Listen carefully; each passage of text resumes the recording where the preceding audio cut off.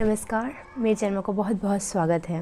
Jaunpur Anurag Yadav case को सब कुछ जान रहे हैं, लेकिन इस केस में बस एक चीज़ है जो कि गुम है कि अगर दरोगा गुनहगार नहीं था तो उसे इतना दिनों तक कोर्ट का चक्कर और जेल की हवा क्यों खानी पड़ी।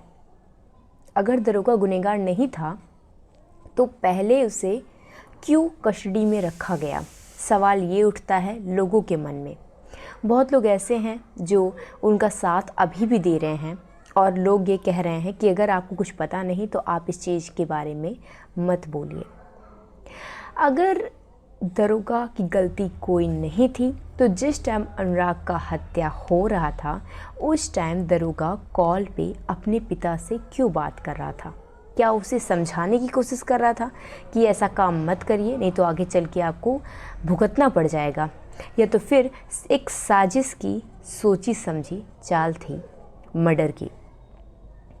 दरोगा का भाई जो कि राजकुमार एक बार अनुराग की बहन को धमकी दे चुका है कि जो रिपोर्टर कोई भी मीडिया वाले तुमसे आते हैं, मिलने आते हैं, तुम उनसे मत मिलो, क्योंकि उसे पता है कि जितना ये केस हाईलाइट होगा, जितना मीडिया स्वाति से बात करेगी, उतना लोग मांग करते हैंगे कि अनुराग को इंसाफ मिले।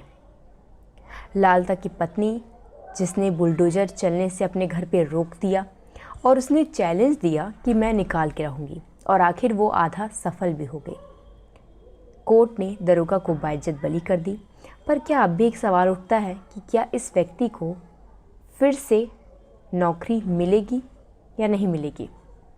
और अभी भी दरोगा के पिता लालता जो कि सलाखों के पीछे अभी भी बंद है, लेकिन कब तक, सवाल उठता है कि कब तक ऐसे दोषी कब तक खुलेआम घूमेंगे।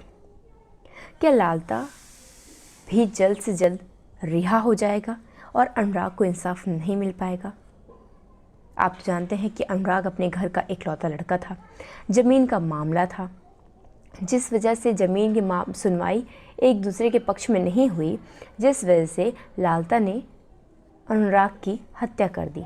उसने सोचा होगा कि बाप कब तक जिएगा, इकलौता बेटा है, बड़ी बड़ी बहनें हैं, ना रहेगा बेटा और ना होगी ज़मीन की कोई विवाद, और आराम से ये ज़मीन मेरे पास आ जाएगी।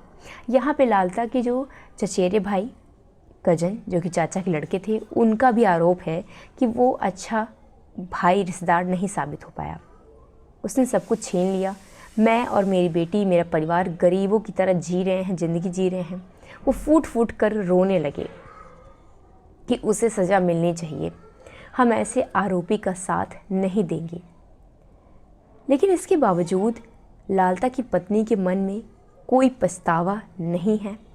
उन्होंने पछतावा जाहिर करने की बजाय, माफ़ी मांगने की बजाय अनुराग के परिवार से उल्टा राजकुमार ने स्वाति बहन को धमकी दी कि तुम ये करना बंद कर दो। इंसान के मन में सबसे बड़ी इंसान की माफ़ी होती है जो इंसान खुद पछतावा करे या पछताए, लेकिन यहाँ पे ऐसा कुछ नहीं है। यहाँ पे उम्मीद लगा के रखे हैं कि कब तक ये केस चलेगा, कब तक मीडिया इसका साथ देगी। कभी ना कभी ये केस बंद हो जाएगा और मेरे पति, मेरे बेटे, मेरे रिश्तेदार जो भी इसमें शामिल थे वो सब वापस आ जाएंगे और आराम से हम अपनी ज़िंदगी व्यतीत करेंगे। लालता के परिवार को तो कुछ भी नहीं गया, लेकिन अनुराग के परिवार का सब कुछ चला गया। एक माँ का बेटा और एक पिता का बुढ़ापे का सहारा चला गया। इसमें आपकी क्या राय है, आप मुझे कमेंट की जरूर बताइएगा, और इस चैनल को लाइक और सब्सक्राइब करना मत भूलिएगा। धन्यवाद।